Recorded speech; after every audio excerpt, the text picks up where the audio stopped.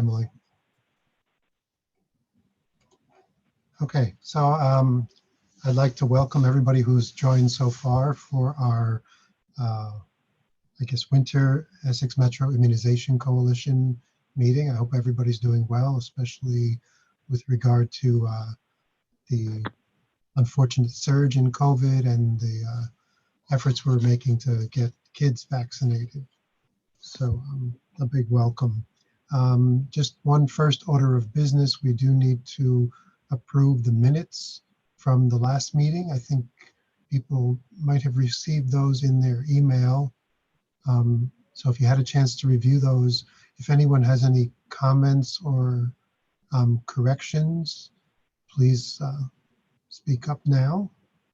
And for those of you who haven't looked at it well, you can take a few minutes now, and then we can take a motion and a vote to approve those minutes into the record.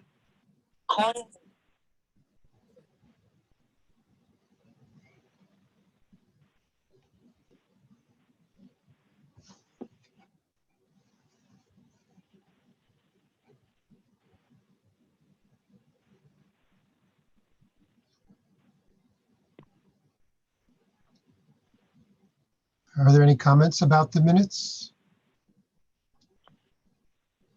If not, are there anyone opposed to accepting them? And if not, I'll accept the rest as yays. Yes. Would you like for me to make a motion? Sure. Thank you, Esni. I make the first motion to accept the minutes as presented for the last EMIC meeting. So we just need a second.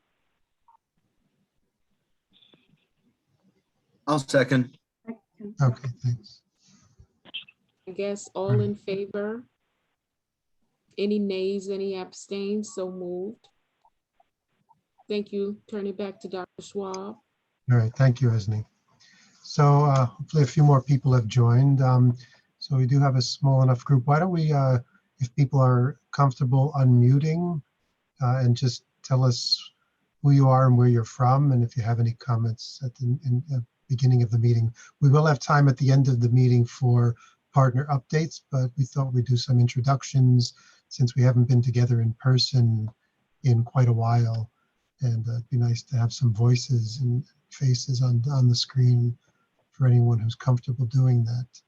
And particularly any new members, please feel free to introduce yourselves now. Thanks.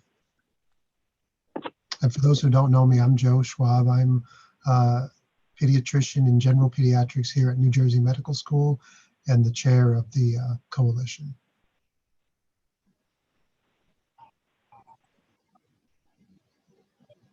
I'm Dr. Esni Sharp. I'm the vice chair of the EMIC coalition and CEO of the Bessie May Women and Family Health Center in East Orange, New Jersey.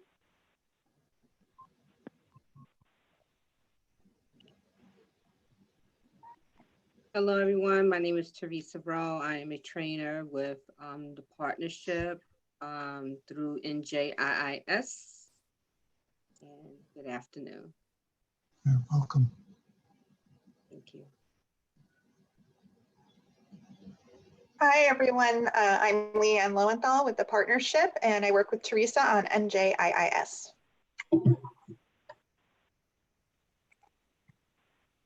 I am also at the partnership. My name is Sarah Muller-Robbins. I'm the Director of Education. Hello, I'm Renzo Flores, and I work with Teresa and Leanne too, NJIS, the partnership.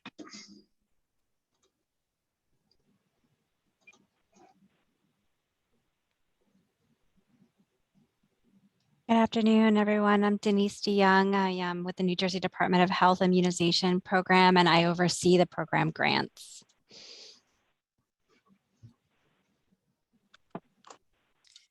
Good afternoon, everybody. My name is Jennifer Smith. I am the health educator for the Vaccine Preventable Disease Program at the New Jersey Department of Health. Hi, everyone. My name is Erica Lub. I am the Adolescent and Adult Immunization Coordinator with the vaccine program.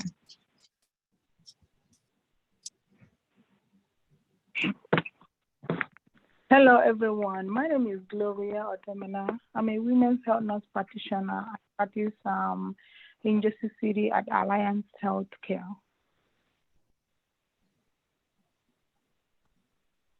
Hello, everyone. My name is Marcel Kamala. I'm community healthcare worker for Passaic County, Hudson, and Bergen County as well.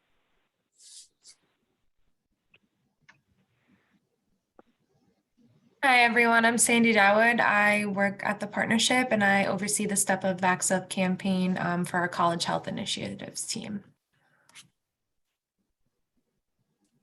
Hi, I'm Dan Rosenblum. I'm the project director for the Essex Passaic Wellness Coalition, which is the regional chronic disease coalition for Essex and Passaic counties. We focus mostly on cancer issues, but that includes HPV immunization. And under COVID-19, we're also doing additional work on COVID-19 immunization. Hi, everyone. I work with Sandy on Step Up Vax Up as an outreach and education specialist on our college health initiative. My name is Tony Seals.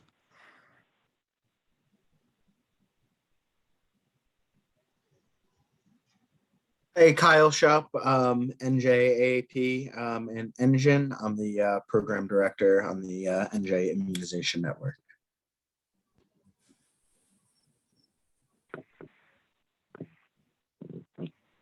Hi, everybody. My name is Joanne Walsh, and I am the Public Health Regional Account Manager for Securus influenza vaccines.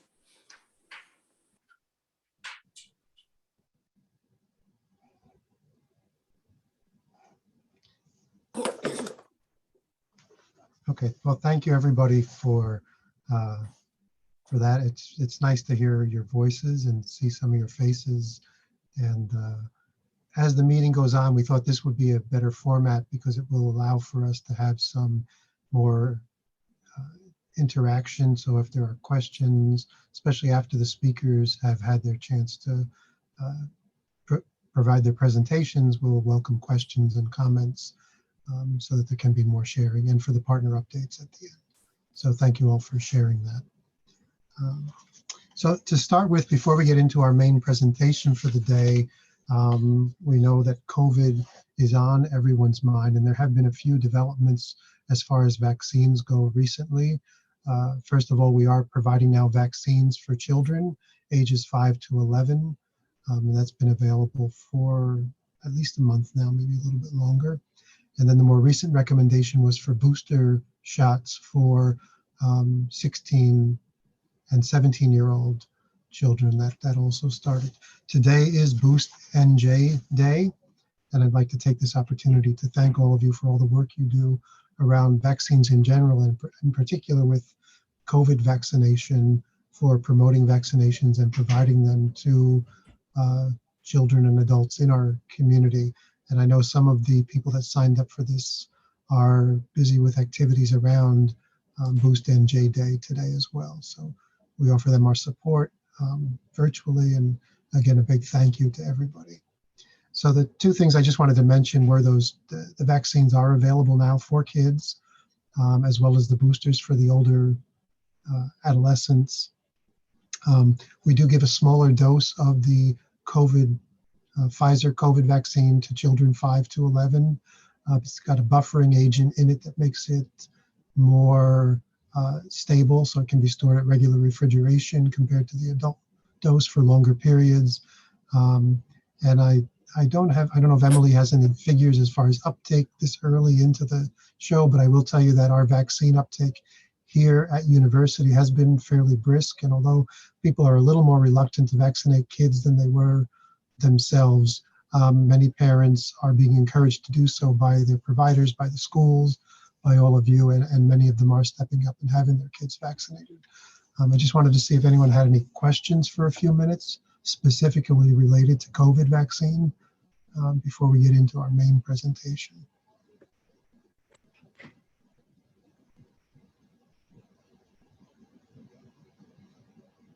Dr. Schwab, I have a question. Yeah, Do you have any idea as to when we can anticipate children under the age of 5 being able to get vaccinated? I haven't heard a specific date yet. I know that the original target was to get kids vaccinated sometime in early next year, but I haven't heard anything more specific than that yet. And another question that we're hearing a lot is right now in the last few weeks, I would say especially the last 2 weeks following the Thanksgiving holiday, it seems there's been, a surge in cases, and also especially in the schools, there's been a lot of exposures in the schools and kids quarantining. So, at what point when we're educating parents, how do we educate parents around when their children are protected and what safety measures they still need to take in order to reduce the risk of COVID for their children? Yes, I think we need to just re-emphasize the safety measures that we know are helpful. So we know that the best thing that they can do is get a vaccine, because that's going to provide the biggest protection to their kids. And we generally say that 2 weeks after the second dose is when you can kind of assume that you're fully protected from by the vaccine from COVID.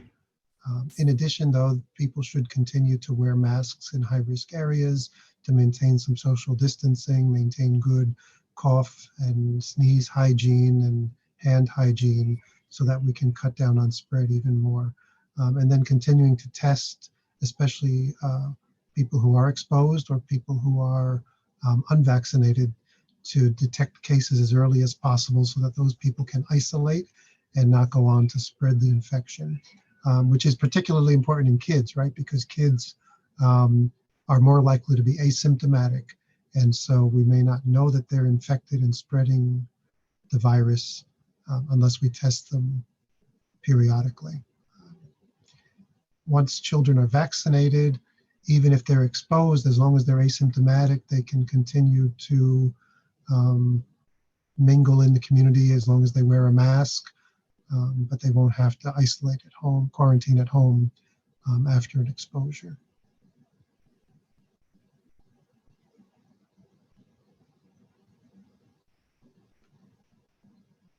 Anyone?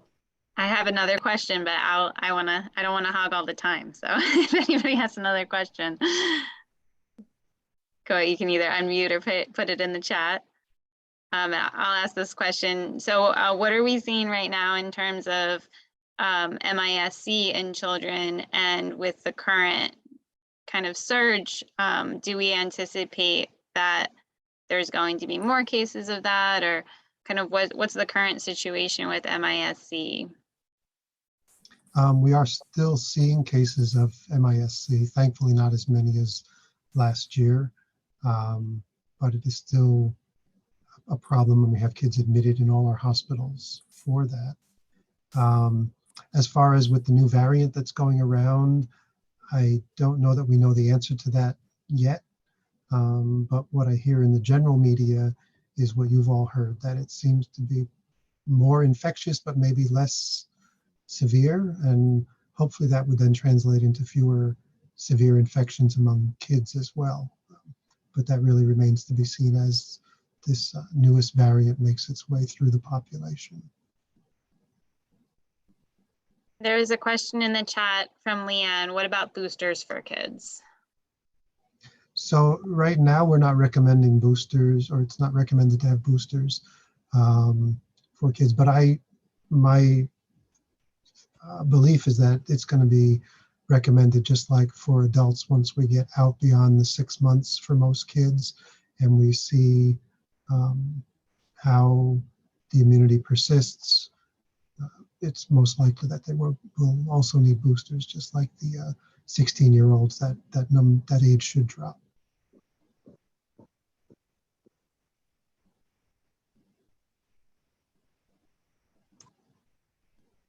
I have one last question. Oh, Dr. Rosenblum, you have a question. Sorry, we can't hear you. Oh yeah, we're not, your audio is not working. You could type in the chat also. And while you're typing, one of the things that I've heard parents ask about really is side effects of the vaccine for kids and how effective is it? And thankfully, what we've seen is that the side effects seem to be less from the vaccine in the younger kids, even compared to older people and adults. So many of them have very mild fever, pain for a day or less, but they do very well with it. And the studies that were done on the efficacy of the vaccine before it rolled out were very good. So we can expect that they should develop a good response to the vaccine.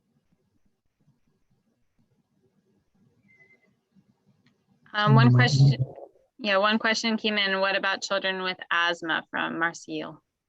Yeah, so kids with asthma would be encouraged even more to get vaccinated.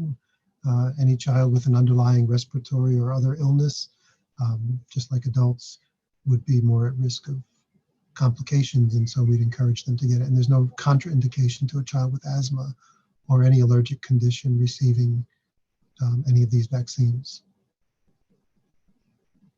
And right now, the one that's available is the Pfizer, in particular with the Pfizer. Dr. Schwab, are you able to see Dr. Rosenblum's question, or do you want me to read it? Yeah, I can read it. Preliminary evidence seems to indicate that, at least in adults, boosters are essential for protection against the Omicron variant. Obviously, this is still to be followed closely to see what pans out. And yeah, I agree with that. Most of the kids aren't close to that 6-month mark yet. So which is, I think, what we're still recommending for adult boosters. So, but we can take some cues from how things pan out in adults to guide what we do in children. And with the and for adults, for the Johnson & Johnson booster, it's 2 months after the first dose. Yes, thank you. That's right. Any other questions? Anything you're hearing from parents that are maybe hesitant to get their children vaccinated that you need some help navigating, having the conversation?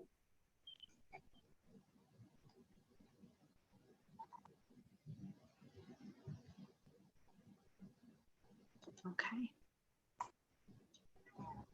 All right. Okay. Well, if anyone has any specific questions, I'm always happy to take a call or respond to an email if you have anything in particular that you'd like either advice or an opinion about. So feel free to reach out. So next up on our agenda is our presentation for today, which will be on Step Up, Vax Up, the Campus Health Awareness Campaign. And so we have 2 speakers with us today. Sandy Dawood has a background in psychology and previously worked as a director of residence life at a private college.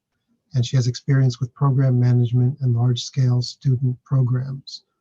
And she's joined by Tony Ann Seals, who studied psychology and homeland security while previously working as a community director on a college campus. And she has experience with student outreach and program development. And so they'll be sharing with us some information and data from their program Step Up, Vax Up. So welcome, Sandy and Tony Ann. Thank you, Dr. Schwab. Hello, everyone. I'm going to share my screen so that we can talk about the Step Up, Vax Up campaign. Okay. I just want to make sure everyone can see.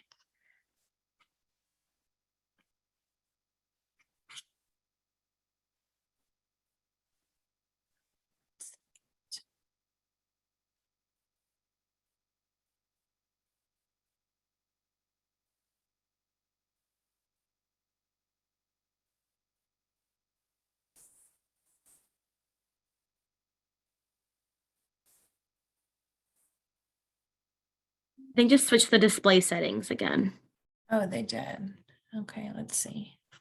Sorry about that. All right, so we'll do that again. Okay. Is everyone able to view the screen with the presentation? Yes, we're just seeing your the notes also. Oh, let me see. Sandy, last time when that happened, when you click display settings, it let you switch over to the full screen view. So I think that one might work again. I'm not sure if it was different because of Teams or not. Oh, okay. So if I stop share and share again, I wonder. Are we viewing the PowerPoint now? Okay, perfect. Yeah, it's not in like a presentation mode. We see the slides. There you go. Okay, And then go up to the display. go to display settings on the top. Oh no. Okay. Sorry about that. Display settings. Which one do I do, Tony? And swap? Yeah, that's the one that worked last time. So let's hope. All right. Did it work? It worked. Wonderful. Thank you. Okay, so hello everyone. My name is Sandy and I'm joined by Tony Ann today. We also have our third member of our team who's not here today, Brittany Bennett Mahmood, who is also our education and outreach specialist. So what is the Step Up Vax Up campaign? Our Step Up Vax Up campaign, it's a statewide initiative to promote peer-to-peer COVID-19 education through digital content creation. So we're funded through the New Jersey Department of Health, and we're hosting a statewide contest to target college students in New Jersey to create videos or podcasts on why students and campus employees should get vaccinated. Students are encouraged to involve their faculty members, school mascots, athletes, and college employees in their projects. And we want the submissions to be encouraged to highlight diversity on college campuses and promote health equity. Our goal is to increase the COVID-19 vaccine awareness and acceptance, increase vaccine uptake, and decrease vaccine hesitancy for college and university students and employees. So right now we are getting a lot of information that's ever changing, and we want to make sure that the information we're giving to everyone is accurate and up to date. And we want students who, in a time where social media is taking over and everything is spread very quickly on social media, we want to inspire students to use creativity and innovation to promote vaccine awareness. And the peer-to-peer education is very important because a lot of the time the information that we're getting is so much, and hearing it from your colleagues or seeing your colleagues and your peers promote something, students are more likely to listen to that information as it's fed to them. So our goal is to address a need. So young adults believe that they're generally healthy and less likely to get COVID-19. And according to the National Foundation for Infectious Diseases, college students are a special population at a higher risk for highly contagious respiratory diseases like COVID-19, just due to their living conditions and social behaviors like smoking. So from my experience, I was working in a residence life department at the start of the pandemic, and I did see an outbreak happen at our institution, and it was very scary to see how fast students can contract COVID-19 just because of the nature, again, of their college lifestyle of sharing things and having communal spaces and living in smaller spaces with roommates or suite mates.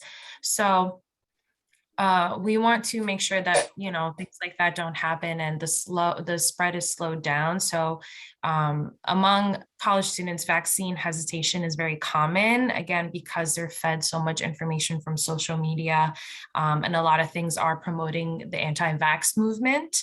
So when we are giving information to students, we want the information for them to be informative, and we want them to learn and understand rather than to just feel pressured or forced to vaccinate, especially now with New Jersey schools, for the most part, requiring that all students be vaccinated to attend anything on campus or live on campus. That's still changing with some schools and what their requirements are, but right now we know that COVID-19 vaccines have been shown to be extremely effective at reducing the severity of COVID-19 symptoms and reducing the spread of the disease in the community. So again, while some schools are requiring the vaccine, there's still variability in the requirements. So we do want students to have a stronger push towards becoming vaccinated and talking about why it's important to get vaccinated. So for us, we have created an engaging and safe space on our social media outlets.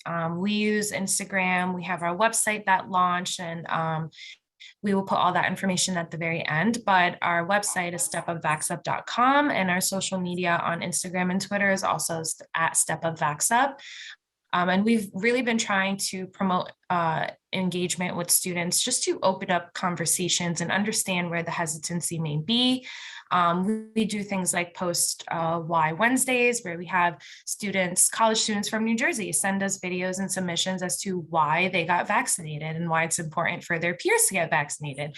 And we post that on our social media so students can interact and engage with us and see that we're not only promoting vaccines for COVID-19, but we are promoting health and wellness at the college level for college students. So we do things like polls, we have Fitness Friday posts, and just promoting the overall health of the college community and wanting students to talk about why their experiences on campuses have changed during the pandemic and why they should get vaccinated and why things haven't been a standard college experience because some students or their peers haven't been vaccinated. So our social media, we want to make sure that, again, we're giving accurate information, we're promoting overall health and wellness, and we're making sure that students are also using their voice through our platform to talk about why they have been vaccinated and why it's important for students to also be vaccinated.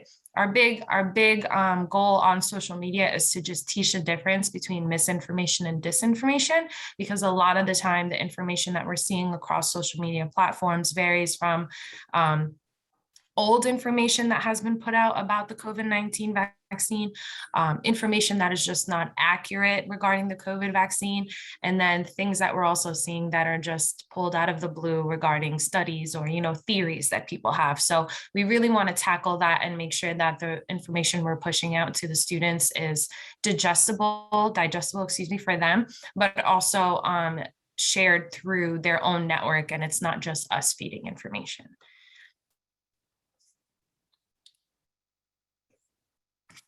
So we officially began accepting submissions for our first annual Step Up Vax Up contest, which is very exciting. All New Jersey college students are eligible to submit digital content, such as podcasts, videos, social media reels, and more, for the chance to win amazing cash prizes. The top 3 prizes are just listed right on the screen, with the grand prize being $5,000, which can, of course, be a great thing for a college student. The goal of the contest is to spread accurate information, like Sandy said, about the COVID-19 vaccine through peer-to-peer content creation. Students will need to incorporate information regarding the COVID-19 vaccine into whatever media they decide to submit.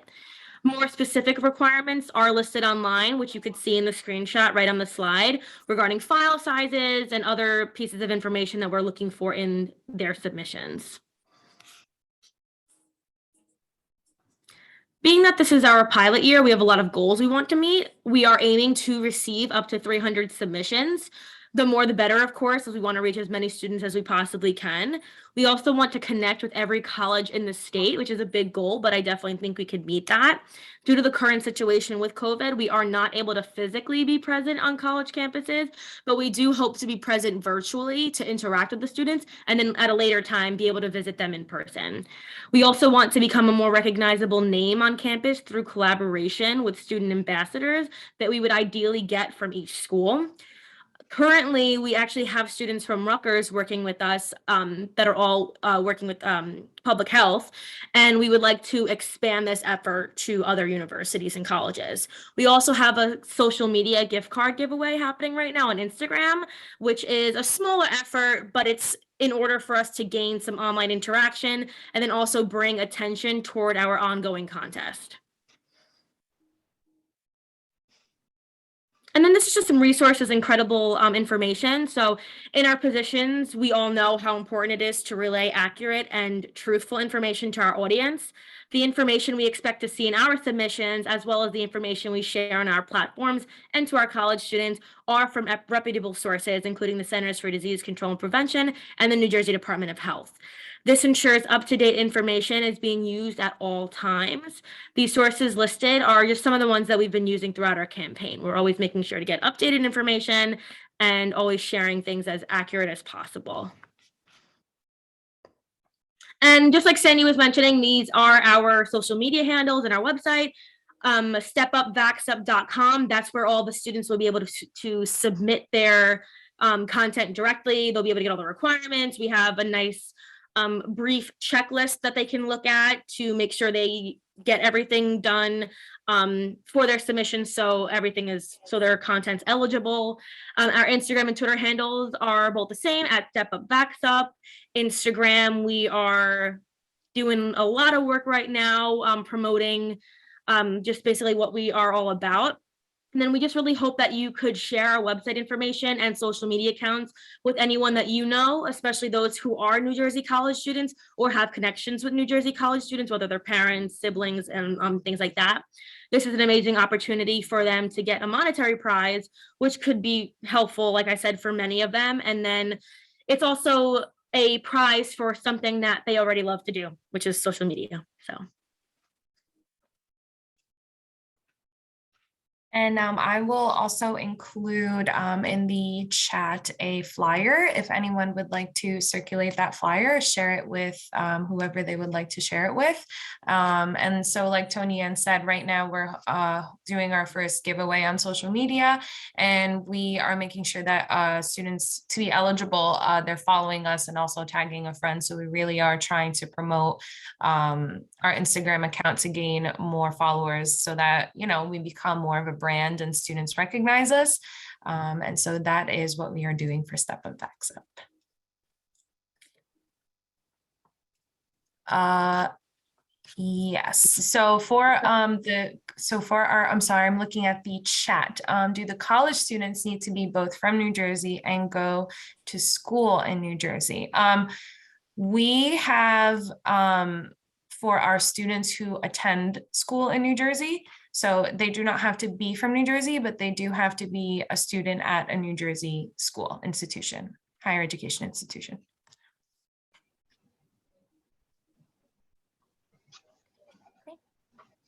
Thank you, both of you, Sandy and Tony. And that was a wonderful, energetic presentation. I think it really reflects what's going on college campuses. And I think there's probably more diffusion of the message than you might even realize, because I know among the families that we see, college students often bring the information back to their younger siblings and to their parents and family members. And that probably will, the message will be even broader than you might think at the beginning. Before I ask a question, does anybody, thank you. Does anybody have any questions that they'd like to, or comments?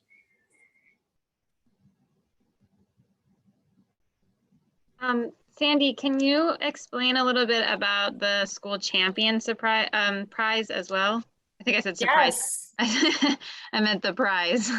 Yes, so we are actually also giving away an incentive for students who have a staff or school champion, which is including a staff or faculty member at your institution in your video, or someone who has really supported the work that you're submitting. So whether it be, you're hosting a podcast and you have one of your professors on there, or if, you are putting up a video or submitting a video and you have your academic advisor with you or anybody in there that has really helped to some capacity, they'll be eligible for a school staff champion prize, which is $1,000. So we do want to get faculty and staff involved as well, so that we are promoting it not only within the student body, but within the professional staff as well to get vaccinated as well.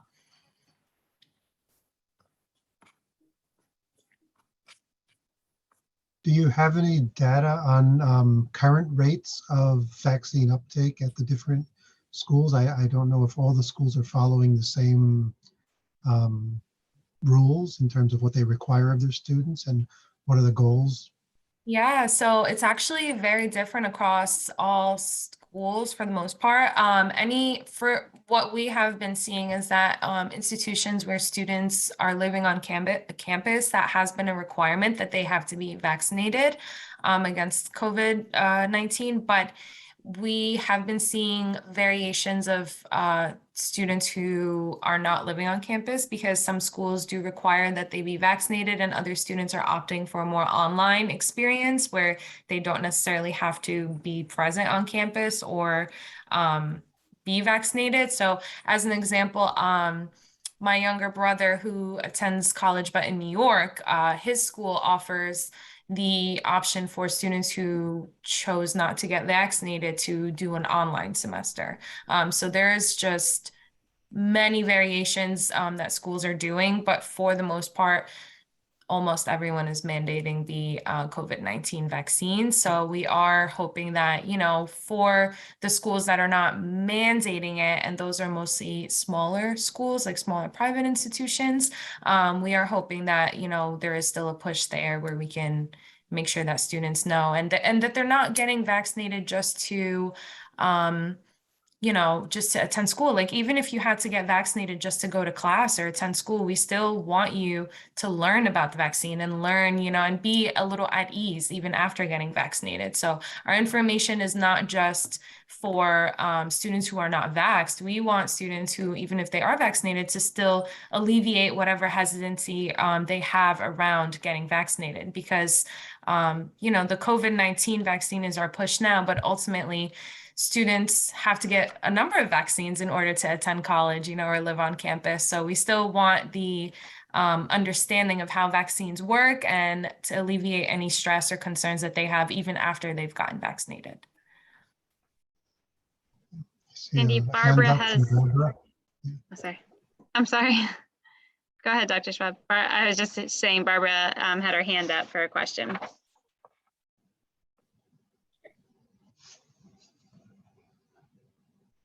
Oh, Barbara, we can't hear you, Barbara. If you're, if you want, you could type your question in the chat.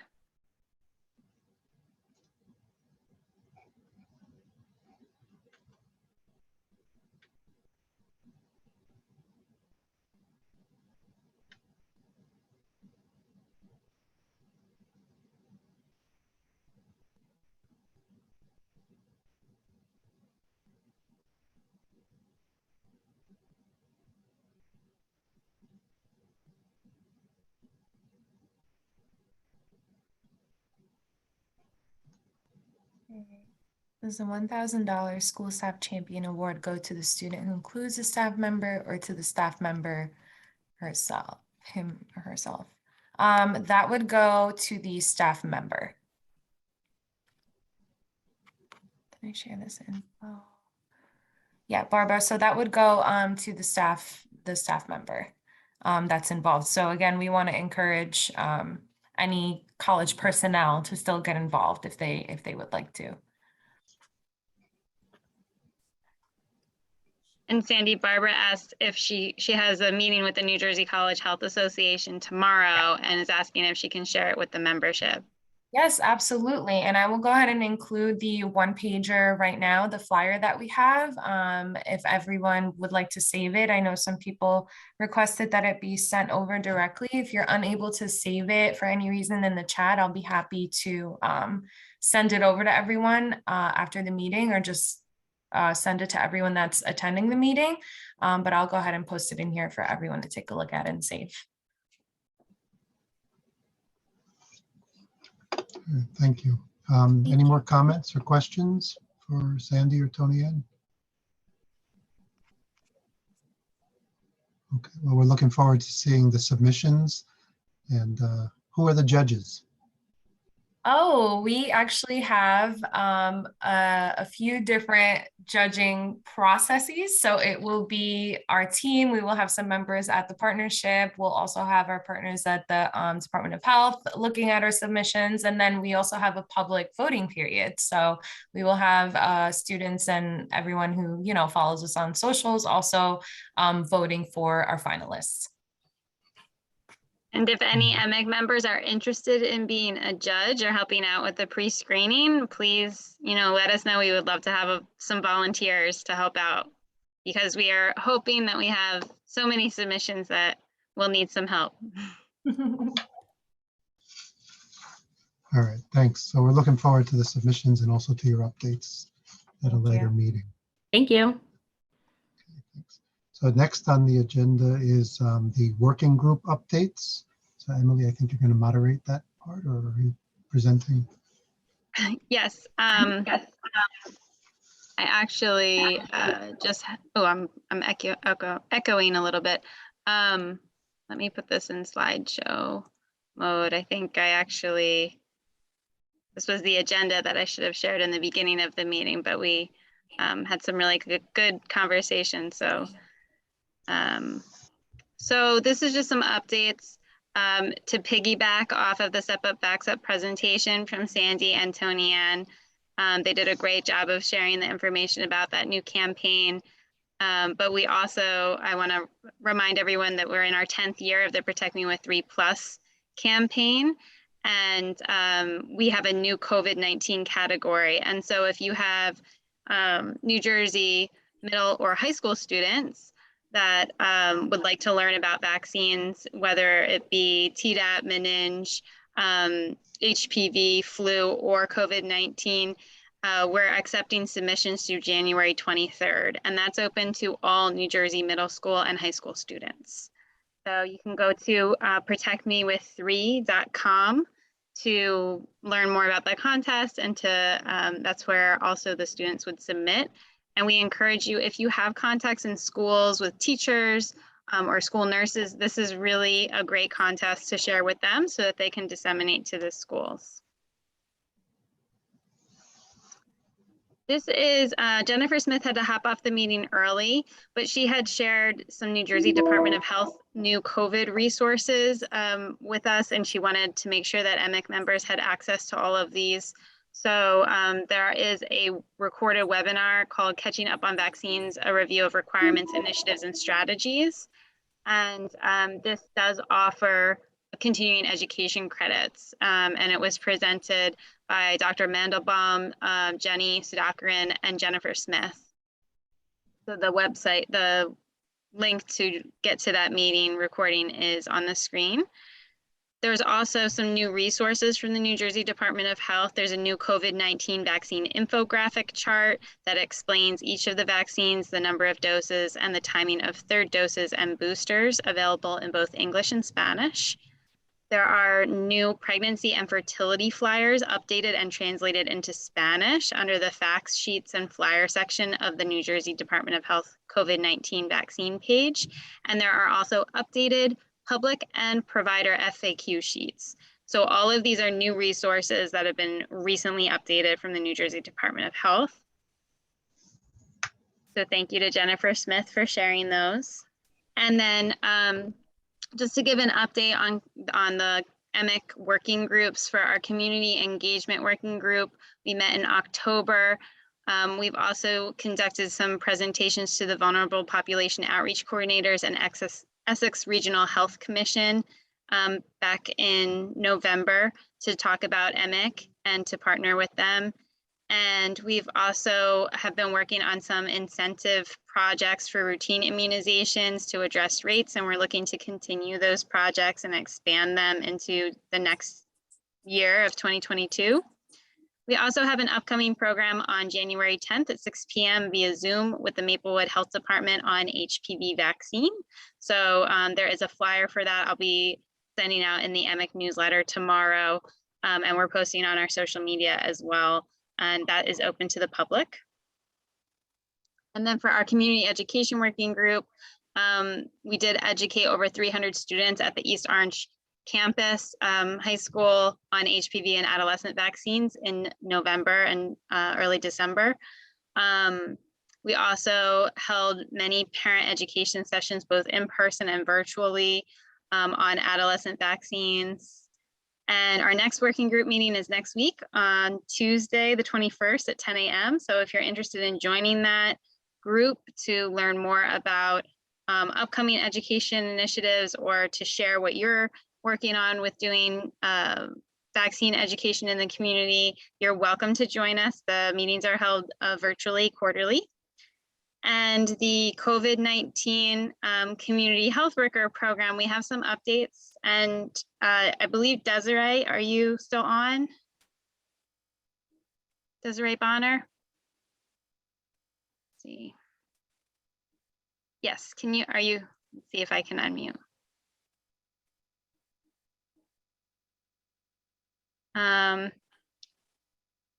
No, I can't hear you, but I can see you.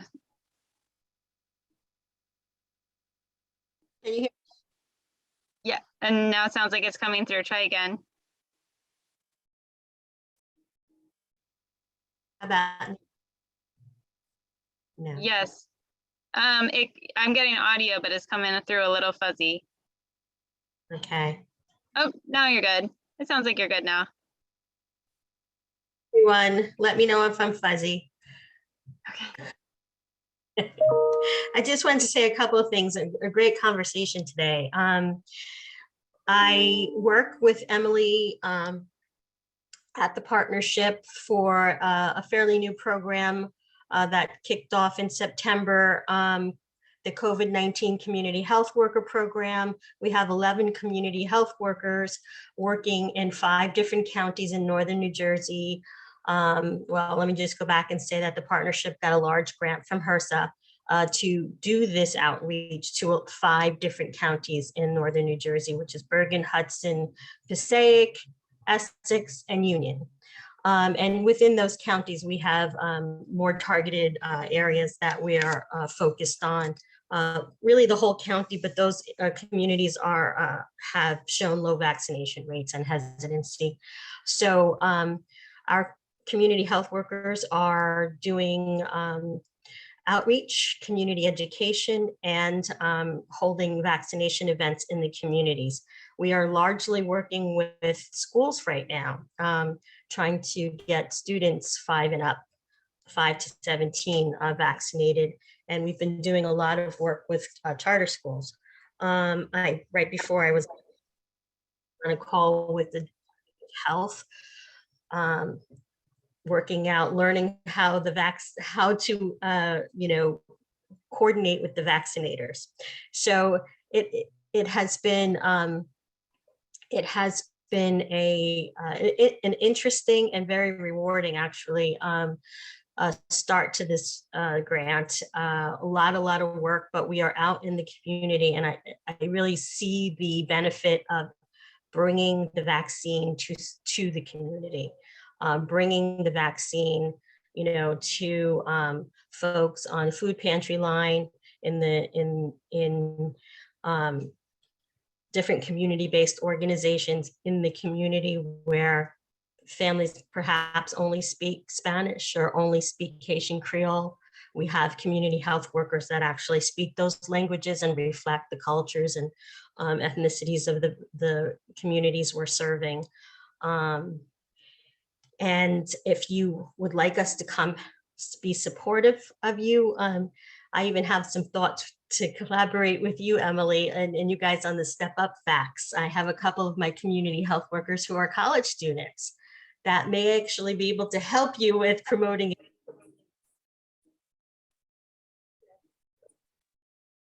See how we can to questions. Desiree, your audio went out a little bit at the end, towards the end, right after you started talking about Step Up. But I did share the flyer for your program in the chat with everyone, so please take a look at that. And Desiree, do you mind putting your contact information in the chat box as well so that people know how to get in touch with you? And I think, you know, Desiree's program is really valuable. We know that we have been in this for a long time and we are all ready for this to be over. And we need to get the final push of getting people vaccinated, and this hand-holding case management that Desiree's team does is really terrific. They help with getting people transportation to a vaccine appointment. You know, they help everybody figure out their logistics of getting vaccinated. They help with reminders, they help with follow-up phone calls, they help with access, questions people have about payment, anything that they're worried about, her team can help them get to getting vaccinated. So really, please utilize her team as a resource for you, and we can do this. We just have to use all of our resources available. Any questions about any of the resources or events that we talked about today?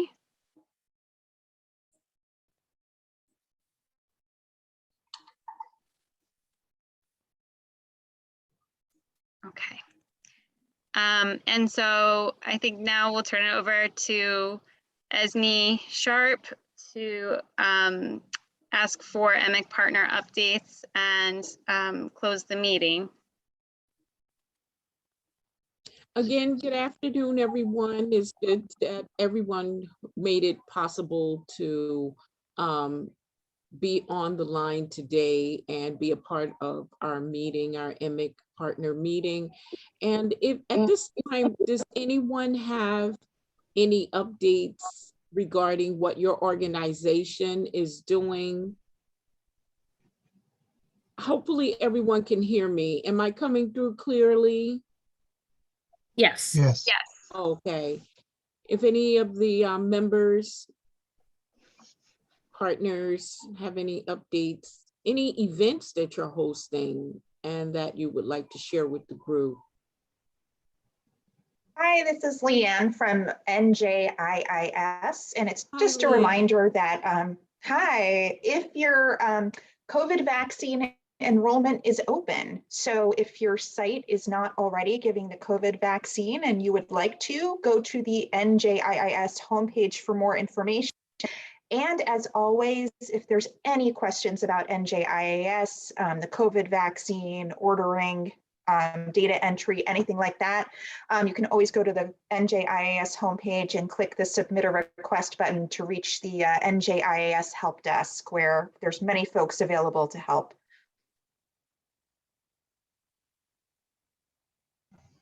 Are there any others?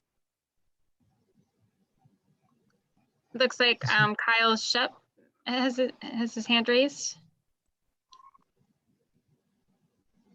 I can't see you from my screen, so just come on in if you can.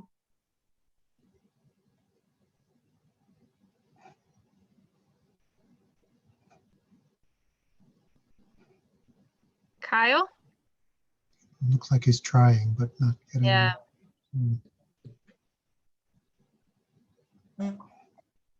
Okay, it also looks like Dr. Rosenblum has his hand raised as well. So maybe while Okay. Kyle figures out audio.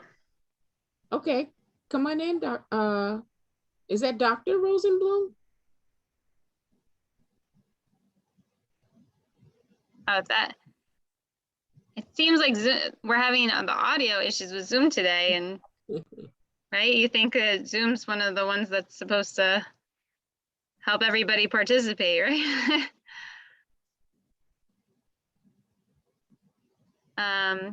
Kyle says he can't unmute. Let's see.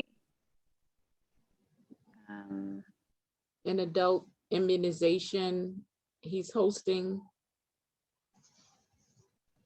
Yes, he says, I can't unmute. Engine is hosting an adult immunization webinar tomorrow from 1 p.m. to 2 p.m. with Dr. Meg Fisher.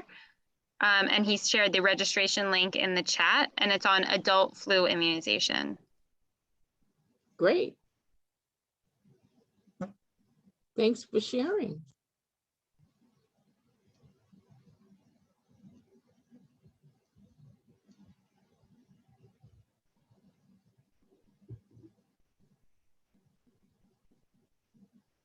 And Dr. Rosenblum shared that the Essex Passaic Wellness Coalition has funding to support COVID-19 vaccine outreach in Essex and Passaic counties. And I know that Dr. Rosenblum has been in touch with Desiree and her team. He said, we're looking for community-based advisory council members to guide these. So that sounds like a great job for EMIC members to participate in. Dr. Rosenblum, if you don't mind sharing your contact information in the chat, that would be great. And if anyone from EMIC's interested in being a part of the community-based advisory council, please contact Dr. Rosenblum.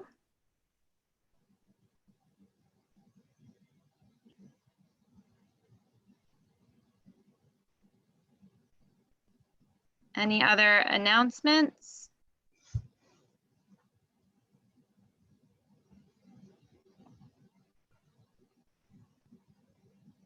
Okay. Daniel.m.Rosenblum. Okay. If there's no other announcements, we're ending our meeting at a very good time, and we thank everyone for attending our EMIC meeting. On behalf of Dr. Schwab and Emily and myself and the other team members, we want to just wish everyone a very happy and safe holiday. Please be careful, be safe, but enjoy, you know, your holiday, you and your family, and so forth.